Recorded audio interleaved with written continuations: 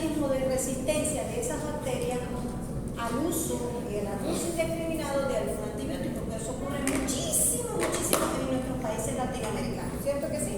¿Verdad que sí? Entonces vamos a comenzar.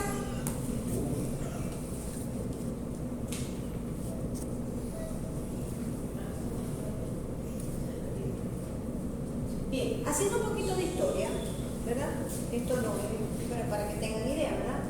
Desde 1900, Ehrlich comenzó a proponer que habían ciertos compuestos que podían ser bien selectivos para afectar a microorganismos, más no a la persona la cual padecía la enfermedad. Entonces, desde el 1900, aquí está esta tabla hasta el 2000, pero ya vamos para más del 2000, ¿verdad? Ha habido una serie de investigadores que a través de sus experimentos han logrado desarrollar lo que llamamos hoy día los antibióticos. Importante, Fleming descubre la penicilina. Recuerden que él fue, cuando yo les mostré dentro de las interacciones del antagonismo, que creció un hongo, él justamente en una placa de Petri se dio cuenta de que había allí un hongo que creció, justamente el penicilio, que esa sustancia que él producía en ese medio de selectivo, en ese medio de cultivo, hacía que las colonias que él había sembrado allí, creo que era de estafilococo, no me acuerdo, ahorita vamos a ver, no crecían. Entonces, y de ahí es que deriva el nombre de penicilina, ¿ok? Penicilina. Entonces, él fue uno de los precursores de esas sustancias que se desarrollaron como antibióticos. Doma descubre la acción del punto-silo como una primera sulfonida en el 32. Wood reafirma el mecanismo de acción de la sulfonida. Chan y Flores logra purificar esa penicilina, acá, en los 40. Aquí en el 62 surgen las quinolonas y asimismo, poco a poco iban desarrollándose una serie de antibióticos. ¿Okay? Esto no es que es de la noche a la mañana, tiene un origen del siglo pasado para acá y todavía, porque todavía estamos en continuos experimentos y ensayos de laboratorio para tratar de obtener ese antibiótico de mayor eficacia con menos efectos secundarios y por supuesto que no cause la resistencia bacteriana. ¿Okay? Esto es simplemente historia. Definimos antibióticos. ¿Qué son los antibióticos? Ok, son sustancias químicas producidas por ciertos microorganismos que inhiben el crecimiento de otros microorganismos. Aquí lo vemos. Este es el penicilio, el que descubrió Fleming. Aquí era el estafilococo, el que él sembró, y se dio cuenta que este señorito, alrededor de él, no crecía colonia. Entonces, de allí fue que surgió los antibióticos naturales. ¿Y qué son esos antibióticos naturales? Son esas sustancias que por un procedimiento se han extraído de ciertos microorganismos, llámese hongo, como el penicillium, que sale la penicilina, el streptomyces, sale la streptomicina, y así sucesivamente, como vamos a ver. ¿Okay? Simplemente aquí. ¿No te me vas a dormir? No. Ok. Bien. Entonces, a raíz de toda esa industrialización, el desarrollo de los antibióticos, salieron entonces antibióticos semisintéticos, y dentro de los semisintéticos, los más principales, las penicilinas semisintéticas. Hoy conocemos mucho y utilizamos mucho la amoxicilina y la ampicilina, ¿cierto que sí? Sí. Ok. ¿Y por qué se llaman semisintéticos? Porque ha ocurrido una modificación de ese antibiótico natural para producir esto. Entre ellos tenemos los más comunes: meticiclina, cloxacilina, oxacilina, ampicilina y la amoxicilina. Hay otros antibióticos sintéticos que lo llaman análogos de metabolitos antivirales, un procedimiento a nivel industrial donde esa sustancia producida por un microorganismo es total o parcialmente por síntesis química en bajas concentraciones, inhibe el crecimiento de otros microorganismos, pero que ha sido a nivel de laboratorio, de industrialización, que han desarrollado este tipo de antibióticos. Esto es cuento, ¿ok? Simplemente para que ustedes sepan que de los antibióticos naturales salen los semisintéticos, los sintéticos y los que llaman también quimioterapia, que también son antibióticos de tipo sintético que inhiben el crecimiento de microorganismos, que son los producidos netamente a nivel de laboratorio. ¿Ok? Cogí, desarrollé, uní sustancias químicas y voy a desarrollar algunos antibióticos. Eso simplemente, lo importante de esto es que ustedes sepan que hay antibióticos de origen natural, semisintéticos y sintéticos. Simplemente no me voy a meter con estructuras químicas aquí van a estar, pero no les voy a complicar la vida con esa parte, ¿ok? Fíjense, microorganismos productores de antibióticos naturales, entre hongos y bacterias. Los hongos, Streptomyces clavulinus, ahí sale la streptomicina. Los penicillium, salen las penicilinas. Tenemos el aspergillus y la cefalosporium cremonium, donde sale la cefalosporium. Y dentro de las bacterias, los bacillus, el licheniforme, la nocardia, las pseudomonas, algunas, no la como la mutosis, la pseudomonas aeruginosa, sino la acidófila, la mesoacidófila y el acetona. Entonces, dentro de este grupo están estas bacterias productoras de antibióticos y dentro de este grupo de los hongos productores de antibióticos. ¿Ok? Simplemente. Características ideales. Tiene una estrellita verde, ¿verdad? ¿Qué es lo que queremos nosotros en un antibiótico? ¿Qué es lo que esperamos? Que tenga la replicación bacteriana. ¿Qué más? Que se asegure. Esto sobre todo, ¿verdad? Amplio espectro. Y que no afecte a las células propias. Que no provoque efectos colaterales adversos. Que sea un efecto bactericida más que bacteriostático. Estos términos los vamos a utilizar ahorita, los vamos a ver, porque esto ustedes tienen que tomar en cuenta y tener muy claro lo que es un bacteriostático y lo que es un bactericida, tanto en antibióticos como en los desinfectantes que vamos a ver ahora. ¿Ok? Clasificación de los antibióticos según la estructura química. Tenemos que contienen carbohidratos, los aminoglicósidos, como la streptomicina. Simplemente esto es referencia, que yo no les voy a preguntar esto. Pero tienen que saber que hay unos que tienen compuestos como carbohidratos, otros tienen lactonas, otros tienen quinonas, como las tetraciclinas, muy usadas, los derivados de aminoácidos, los beta-lactámicos, ahí están las penicilinas, las que son bien utilizadas. Tenemos péptidos como bacitracina, actinomicina, compuestos heterocíclicos como antibióticos nucleósidos, heterocíclicos que contienen oxígeno como el malicin, derivados alicíclicos, compuestos aromáticos tienen derivados del benceno como el cloranfenicol, que también se utiliza mucho, compuestos que contienen fósforo como la fosfomicina, las quinolonas, que también se utiliza mucho. ¿Se recuerda cuando vimos genética bacteriana? Sí. Donde ellas actúan la topoisomerasa. Exacto, es muy importante. Okay. Y las oxazolidinona. ¿Okay? Esto es simplemente como referencia. Aquí tenemos una estructura química de los betalactámicos. ¿Qué nos importa de esto? ¿Cuál es el mecanismo de acción de los betalactámicos? ¿Quién me lo lee? Y tiene un efecto. ¿Y ejemplo?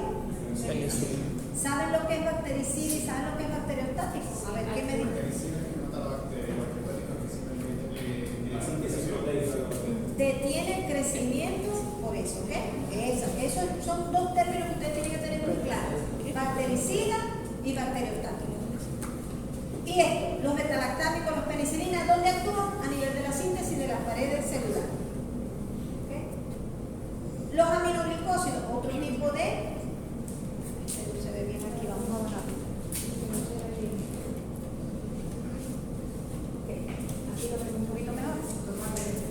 Mecanismo de acción: detienen el crecimiento bacteriano actuando sobre el ribosoma bacteriano en la subunidad 30S y su efecto es bactericida. Ejemplo, aquí lo tenemos: la canamicina, la streptomicina, la neomicina, la gentamicina, la micacina, todo esto son bien utilizados. ¿Okay? Aquí la estructura química de una canamicina, ¿okay? Pero yo no les voy a preguntar esto, porque ni yo misma me recuerdo la estructura química. Macrólidos, otro tipo de antibióticos utilizados que inhiben la síntesis proteica de la unidad ribosomal 50, o sea que actúan ya sobre el ADN de la bacteria, pero tienen un efecto directo. Entonces ya sabemos que si yo les pregunto, en los macrólidos siendo un efecto bactericida actúan en tal, y en los me va a poner que sí, ojo con esto, porque si les pongo que es bactericida está mal. Ojo con esto. Entonces, esto es lo importante. Los macrólidos tienen esto. Ejemplo de ello, tenemos la eritromicina, que es un antibiótico altamente utilizado hoy día, súper altamente. Y la tilosina, que esta la utilizamos mucho a nivel de agua. ¿Okay? Tetraciclina, otro tipo de antibiótico utilizado. ¿Cuál es el mecanismo de acción? Muy parecido al anterior. Actúa a nivel de la porción bacteriostática. Doxiciclina y la tetraciclina altamente usadas en grandes animales también.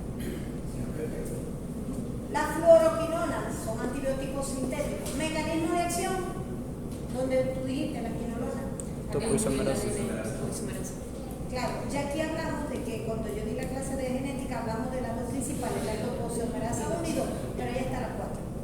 Y por los estudios que han dado en los mecanismos de acción, se han dado cuenta que existe ese tipo de topoisomerasa. Entonces ya sabemos que actúan a ese nivel. Tiene un efecto, y aquí están la cipro, la norfo y la levofloxacina, muy utilizadas hoy día también, sobre todo a nivel humano. Ok, este sí es una tablita donde tenemos el espectro de acción. Por ejemplo, aquí podemos ver, estas son las eucariotas, ¿ok? Sabemos lo que era procariota y eucariota, ¿verdad? En cuanto a esto, que nos interesa más. Las bacterias, fíjense, que van desde micobacterias hasta gram positiva. La tobramicina actúa bien entre las micobacterias y las gram negativas. Las penicilinas desde la gram negativa, gram positiva, incluso las clamidias. La estreptomicina, micobacteria hasta gram negativa. La sulfa y la cefalosporina y quinolona desde gram negativa hasta la gram positiva. La isoniazida solamente micobacterias. Las polimicinas en gram negativa. Las vancomicinas en la gram positiva. Las tetraciclinas van desde gram negativa hasta un poquito hasta la riqueza. Fíjense. Pero para los virus no. Fíjense. Para los virus hay otro tipo de antibióticos, de medicamentos, ¿okay? En este caso quimioterapia, ¿okay? Que se utiliza. Pero simplemente es para que vean que a través de los años y por muchas veces el desarrollo de la resistencia, ese rango de acción de esos antibióticos se va disminuyendo, pero es por el uso indiscriminado también a veces de los antibióticos, y eso ocurre mucho con humanos. El chamo tiene fiebre, dale antibiótico, no, hay que esperar. Ustedes lo vieron en virus también, ¿verdad?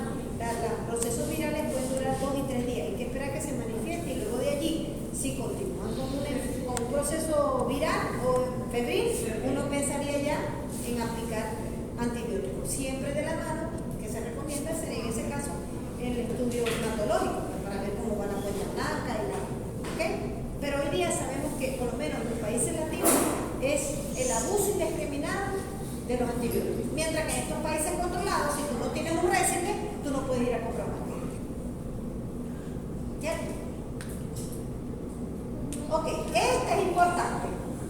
Fíjense, mecanismo de acción, tiene una estrella verde. ¿Qué se pudieran ustedes saber? Que yo les pueda preguntar, ¿cuáles son los principales mecanismos de acción de los agentes antibacterianos? Síntesis de la pared, actúan sobre la síntesis de pared, actúan en el metabolismo del ácido fólico, actúan sobre la estructura de la membrana citoplasmática, actúan en la síntesis de proteínas, actúan en la síntesis de proteínas inhibiendo la fracción 30S o la 50S, actúan a nivel de la ARN polimerasa. Este sí es el cuadrito que ustedes pudieran tener más presente, los diferentes mecanismos de los antimicrobianos, ¿ok? Que son varios, ¿eh? 4, 6, 8. 1, 2, 3, 4, 5, 6, 7, 8. Este sí sería una preguntita de examen. Por lo menos mencione algunos de los mecanismos de acción de los antibióticos. ¿Ok? No les voy a pedir ejemplos, porque ni yo misma me acuerdo, no tengo que estarlos leyendo. ¿Ok? Fíjense, en el caso de que los que actúan sobre la síntesis de pared celular, ellos van a actuar justamente, ¿se acuerdan de cuando vimos la fisión binaria? Sí. Que se hacen secos, allí justamente en esa parte de la pared, hay ciertos antibióticos que actúan en esa síntesis de la pared celular. Entonces, si actúa en esa síntesis de la pared, esto se ve bloqueado. Entonces ya no va a haber la multiplicación o la división de esa bacteria. ¿Okay? Esto simplemente, hay muchas. Me pasaron muchas láminas, la doctora. Fíjense, algunos antibióticos inhiben el proceso de la transpeptidación. ¿Ok? Esto sería más que todo en genética y en bioquímica, lo voy a pasar. Este sí me interesaría porque fíjense, hay algunos antibióticos que afectan la pared celular, ¿como cuáles? Estos que están acá.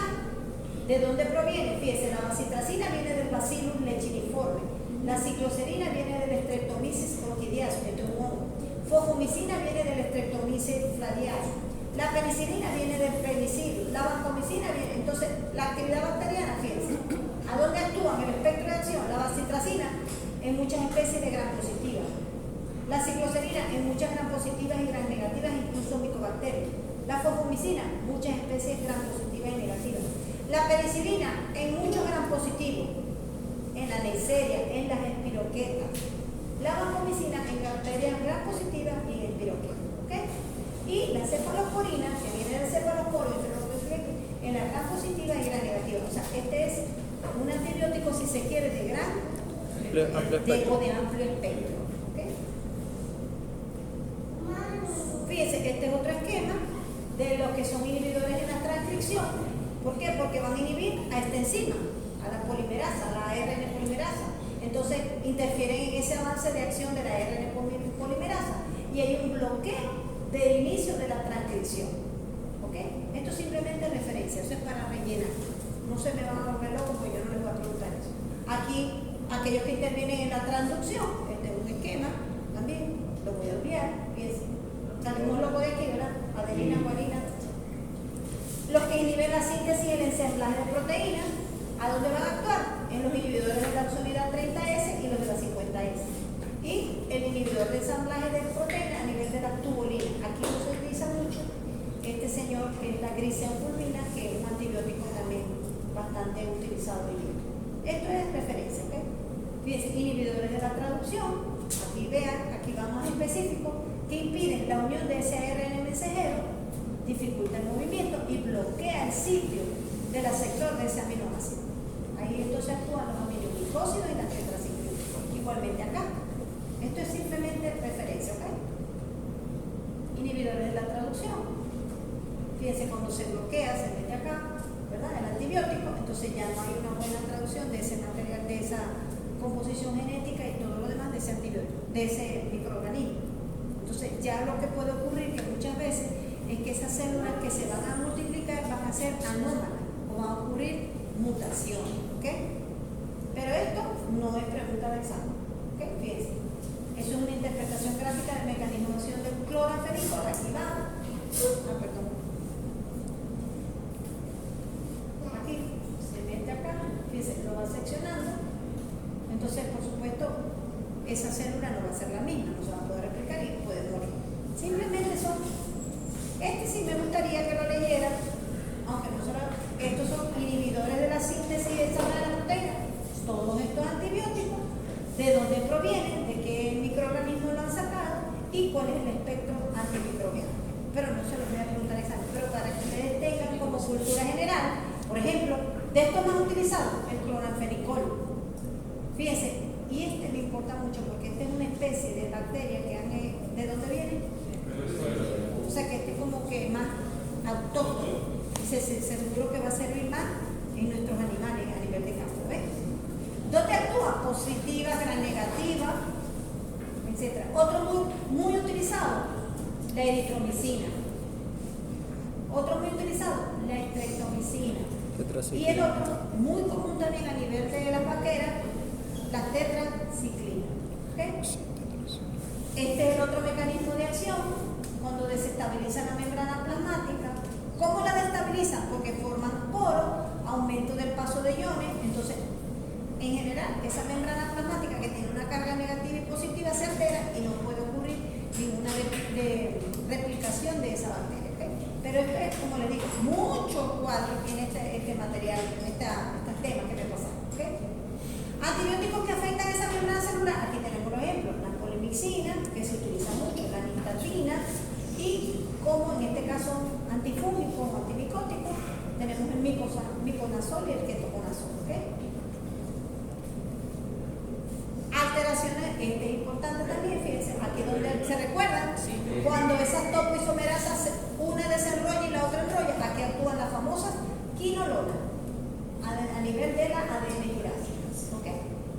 Entonces, al no haber el desarrollamiento y para la posible replicación, por supuesto esa bacteria va a morir, no puede replicarse y se va a contrarrestar ese crecimiento bacteriano. Análogos de factores de crecimiento, es el otro tipo de antibióticos que vimos sintéticos ahorita. Están las sulfas y están las isoniacidas. Ejemplo, nada más. Otros análogos, ahí tenemos un nombre como la tiamina, el factor de crecimiento, y el análogo el antibiótico que han desarrollado, ¿ok? La fluorofenilalanina, etc. Pero esto es simplemente como cultura general. Aquí sí. Esto ustedes deben manejarlo, aunque ya veo que lo tienen, que es un bacteriostático, aquel antibiótico que aunque no produce la muerte bacteriana, impide su multiplicación. ¿Qué es un bactericida? El que causa la muerte. ¿Y qué es un bacteriolítico? El que causa la muerte, pero a la vez produce destrucción o lisis celular. Este lo puede matar, pero este aparte de que la mata, destruye esa célula, la mata. ¿Ok? La de barato. Fíjense, entonces hay tres tipos de categorías: bacteriostático, bactericida y bacteriolítico de lisis. Este mata. No hay destrucción celular, la mató y ya, pero este no, este sí. Imagínense que aquí le dispararon, pero aquí hubo una bomba y lo volvió pedacito. Así lo comparo yo, ¿cierto? Para que entiendan. ¿Ok? Fíjense, dentro del ejemplo de los bactericidas, nuevamente las penicilinas, los betalastámicos, los aminoglucósidos que se utilizan mucho, la fluoroquinolona, y dentro de los bacteriostáticos, macrólidos, tetraciclina, etcétera, etcétera. Aquí sí, ¿cómo esa bacteria logra crear resistencia? ¿Qué mecanismo utiliza entonces la bacteria para ser resistente a un antibiótico? Aquí tenemos. Principalmente hay a veces una resistencia natural. Primera vez que se contagia ese animal con cierto microorganismo, ¿ok? Pero resulta que esa infección yo no la puedo atacar con X antibiótico porque ese antibiótico no va a actuar sobre esa célula, ¿ok? ¿Sí me entienden? ¿O no me entienden? Hay ciertos antibióticos que no pueden hacer su efecto. ¿Por qué? Porque hay ausencia del blanco celular, o sea, no es el microorganismo con el cual tú puedes actuar con ese medicamento. No tiene alguna pared celular donde ese antibiótico pueda utilizarse, su mecanismo de acción. ¿Ok? El ergosterol. ¿Qué es el ergosterol? Un mecanismo así como de los ácidos grasos, ¿verdad? De los lípidos. ¿Ok? Entonces, hay cierta resistencia natural en el caso de que ese antibiótico que yo estoy usando sobre esa bacteria no puede actuar simplemente porque el antibiótico a lo mejor que yo estoy usando para la pared celular de ese germen no sirve, ¿ok? O porque es impermeable a ese antibiótico, o sea, ese antibiótico no puede penetrar a esa bacteria. Hay muy común, por ejemplo, la gram negativa, que para penicilina no hace efecto, porque las penicilinas no pueden penetrar para ejercer su efecto dentro de las bacterias gram negativas, por decirle algo. ¿Entiendes? Entonces es un tipo de resistencia natural de la bacteria a ese antibiótico. ¿Okay? Pero esta sí es la más importante, la adquirida. ¿Por qué? Porque a través de ciertos mecanismos, ¿se acuerdan de las estructuras de patogenicidad y de virulancia que vimos de las bacterias? Ellas se hacen resistentes a esos antibióticos. ¿Ok? Entonces incluso ahí juegan un papel muy importante lo que le pregunté hoy, los plásmidos. Hay plásmidos de resistencia. Entonces ellos juegan un papel muy importante. Aquí lo vemos, fíjense, el plásmido aquí está representado, que le dije yo que era una forma circular. Yo le decía, tiene que ponerme esa formulita circular. Entonces esto es un esquema, fíjense, hay bacterias resistentes y sensibles, pero las bacterias que se hacen resistentes se multiplican por millones, ya llevan ese plásmido en su interior de resistencia y ya ellas se replican con ese plásmido de resistencia. Entonces cuando vuelvan a usar ese antibiótico se les va a reír. ¿Ok? Entonces esta resistencia adquirida lo que tiene que tener mucho en cuenta es que es más que todo mediada por los plásmidos. Profesor, cuando un organismo se hace multiresistente, entonces ¿cómo se podría para tratar la infección? Bueno, hoy día lo que hacen es que combinan esos antibióticos de amplio espectro. Por lo menos lo acabamos de ver con el virus del COVID.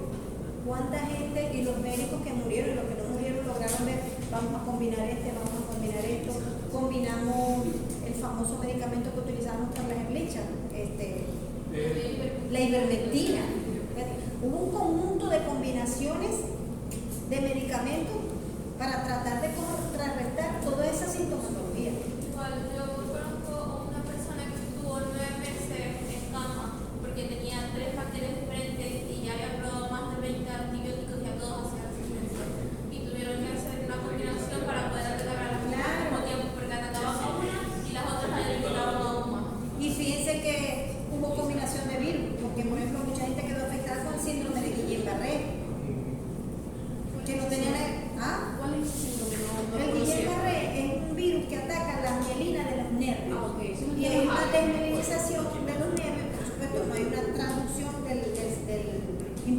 nervioso y la gente queda. Se le dio este famoso cantante, Nacho, creo que chino, le dio el síndrome de Guillain-Barré y fue efecto colateral quizás de tanto uso de antibióticos para lograr contrarrestar la parte respiratoria más la parte de esas complicaciones que se dieron, que se paralizaban riñones, ¿me entiendes? Entonces me imagino que allí es el uso a ensayo y error de muchas combinaciones de antibióticos, ¿me entiendes?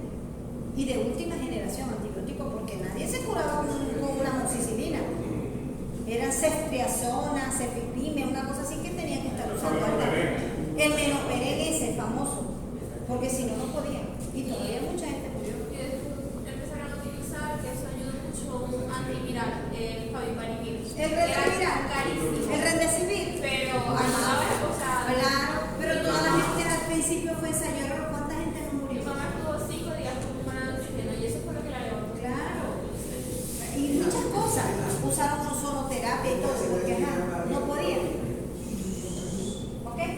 Bueno, volviendo a la resistencia, ya hablamos de la resistencia natural. Esta es la tipo adquirida, puede ser a nivel de cromosoma y extracromosomal, donde juegan muy importante allí los planos. ¿Okay? La cromosomal, porque entonces viene la bacteria y genera mutaciones inducidas, entonces ya esa bacteria no es la misma con la cual podías atacar con una tetraciclina. ¿Okay? Por ejemplo, hay resistencia a la sulfa. ¿Ok? ¿Y cómo hizo esta resistencia a la sulfa también? Porque altera la capacidad del ácido fólico. En este caso, o sea, el resistencia a la sulfamidas, que ellas actúan aquí, en la capacidad de captar el ácido fólico de la bacteria, ya ella alteró eso, la misma bacteria. Entonces ya resulta que esa sulfa ahí no me va a servir. Y la extracromosomal, porque hay transferencia de material genético a través de la transformación, traducción y conjugación, sobre todo por estos señoritos que hablamos esta mañana, que lo evaluamos, que son dos muy importantes. Fíjense, aquí hay un ejemplo.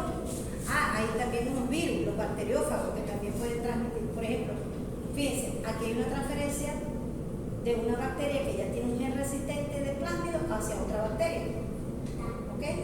Puede haber también a través de estos bacteriófagos, que son los viritos que siempre los ponen así como unas arañitas. No sé si la profesora Mayela también se ve. ¿Okay? Entonces fíjense que aquí están, me parecen como una navecita espacial. ¿Okay? Ellos son los principales protagonistas en este tipo de resistencia adquirida, bien sea los plásmidos y por los bacteriófagos. ¿Por qué? Porque los virus tienen que vivir intracelularmente y se replican dentro de ellos. Y ellos pueden aportar parte de esa genética de resistencia a la bacteria o quedarse dentro de ellos y replicarse con la bacteria. Eso lo vieron en virus, ¿verdad? Me imagino. Sí. Ok. Fíjense. Aquí está un plásmido nuevamente. Fíjense. Este es el mecanismo de resistencia a la bacteria mediado por plásmido. Este plásmido entra esta bacteria comienza su proceso de división celular binaria y cuando se divide va a llevar ese tipo de resistencia. Y fíjense, pueden haber plásmidos que van a actuar en contra de la resistencia de los antibióticos que degradan enzimas o otros antibióticos que actúan sobre algún componente enzimático de la bacteria. Entonces ya esa bacteria, esa bacteria va a ser resistente a ese, o sea que pueden ser varias resistencias a la vez, o sea puede tener muchos factores de resistencia, pero eso se da por el uso indiscriminado de los antibióticos. Modificaciones químicas, por ejemplo, en este caso, fíjense, la estructura normal de la calamicina, entonces la bacteria influye en que haya una modificación química de ese antibiótico para que no ejerza su efecto. Fíjense, pero eso todo tiene que ver, bien sea por una modificación química de una acetilación, una adenilación o una fosforilación, ¿ok? Pero esto es referencia, yo no les voy a poner a explicar nada. ¿Qué quiere decir? Que la bacteria hace que haya una modificación química de ese antibiótico, su estructura química, y le puede incluir un grupo acetilo, un grupo adenilo o un grupo de fosforilo, ¿ok? Aquí hay bacterias que producen enzimas, en este caso producción de la penicilinasa o beta-lactamasa. Entonces, ¿dónde van a actuar esos antibióticos de tipo penicilina? No van a actuar porque los va a bloquear su mecanismo de acción. Hay ciertas enzimas que los van a degradar. Este es otro tipo de antibiótico bomba de flujo como su nombre lo dice, una bomba de flujo es como si el antibiótico penetra y las bacterias se encargan de sacarlo. ¿Ok? O sea, lo bombea, como dice uno. ¿Ok? Mostrando la anterior. ¿Sí? Hay proteínas productoras de ribosomas, entonces estas proteínas de este tipo de resistencia, la bacteria va a generar ciertas proteínas que van a proteger, valga la redundancia, a estos ribosomas, donde estos antibióticos van a actuar en la fracción 30S o 50S. ¿Okay? Esto simplemente, fíjense que es muy largo. Este es un esquema general de los diferentes tipos de resistencia, y esto quiere decir, es como una campaña de concientización, ¿verdad?, de que el uso indiscriminado de los antibióticos nos lleva a esto.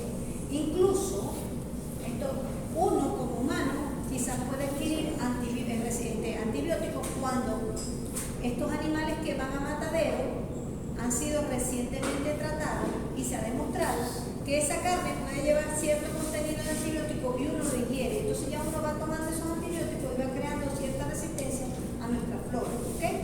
Por ejemplo, en aves, la última semana de aves, uno no puede aplicar antibióticos, no debería. ¿Ves? Porque muchos antibióticos se tardan mucho en su metabolismo, en verdad, en eliminarse, y pueden ir en esos animales de canal, igual que los animales, grandes animales. ¿Okay? También con los En el anabólicos. caso de las aves se trata todo el Con galpón. los anabólicos. En cambio, en caso de grandes animales, uno los trata individualmente, con inyecciones, etc. Pero por lo menos en las aves hay que tener mucho en cuenta eso. Que uno no debería tratar esos animales ya las últimas semanas. Aunque ellos lo que duran son 6 semanas máximo en el galpón. ¿Ok? Y ya, tratar un ave ya adulta, el costo de antibiótico es muy elevado. Porque se tiene que tratar todo el galpón. A veces se inyecta. Chao, niña. La más chiquita de salud, ¿ok? Entonces lo importante es que haya habido campañas que debemos contrarrestar la resistencia a los antimicrobianos por eso, porque debemos hacer todo un análisis de la sintomatología, ¿verdad? Del historial, si es posible, si contamos con el apoyo del laboratorio, exámenes de laboratorio para poder decidir y colocar un antibiótico, sobre todo en los pequeñitos animales, que es donde podemos más. Y sin embargo, habría que evaluar, porque hoy día, no sé los que están en campo, ¿cuánto cuesta un medicamento para las vacas? No sé cuánto. ¿Barato? ¿Qué llaman de barato? Andrés, Ajá. ¿cuánto traes? Depende, 30. Basta, un frasco, pero eso te da como para cuántas dosis. Si son dosis altas, 3, 4, 5 dosis. Imagínate. Lo más barato, una dosis al 5%. Si un frasquito de penicilina, vale entre 40 y una sola dosis. Si se necesita 3 aplicaciones. Se te va mucho. Aparte de la manipulación, de que tienes que tener personal adecuado que te sepa inyectar, que tome conciencia del uso de sacar, que después ese frasco que no vayas a contaminar y volver a meter la jeringa y ya vacunaste, inyectaste, todas esas cosas. Eso influye, por eso el manejo, el uso de los antibióticos. Eso hay que desechar. Claro. Ok, esto es un resumen, ¿verdad? Antibióticos naturales, antibióticos semisintéticos, los quimioterapios, ¿ok? Esto es, ahí vemos nuevamente un plásmido. Aquí es como decir un esquema de lo que es cómo se produciría un antibiótico a nivel industrial, ¿ok? Hay como un caldero, un fermentador, allí deben estar las posibles bacterias o microorganismos del cual se va a generar el antibiótico, tiene un proceso de filtración y luego otras etapas de purificación y luego la extracción, el secado y luego se produce el antibiótico. Esto es simplemente un esquema para que tengan idea que eso no es fácil tampoco, pero tiene un proceso de industrialización para poder elaborar un antibiótico, ¿ok? Algunos antibióticos comercialmente nuevamente, ¿ok? La bacitracina, de dónde viene, el clorafenicol, producto de una síntesis química, ¿ok? Por aquí uno más importante, la tetraciclina, viene de la streptomycin, etc. O sea, algunos antibióticos comercialmente que ya se llamaría semisintético y de dónde proviene, de qué microorganismos salen. Aquí nuevamente un resumen de lo que es el mecanismo de resistencia. Por reduce la permeabilidad para que entre ese antibiótico, en caso la resistencia es para las penicilinas, y fíjense que la base de la resistencia es genética, o sea, actúa a nivel cromosomal. ¿Y quién hace esto generalmente? La pseudomonas, que leo aquí, no leo mucho. Esto simplemente es un cuadro donde ustedes pueden ver los mecanismos de resistencia de la bacteria y hacia qué antibióticos han ya sido resistentes, o sea, el estudio. ¿Ok? Este es otro ya en español. ¿Ok? Fíjense, por ejemplo, fallas para entrar en la célula de X antibiótico, por ejemplo, en este caso de las penicilinas. ¿Y quiénes han creado esa resistencia? La pseudomonas aeruginosa, Enterobacter, pseudomonas aeruginosa, Streptococcus, etc. Este es como la traducción del cuadro anterior. ¿Ok? Esto es referencia nada más.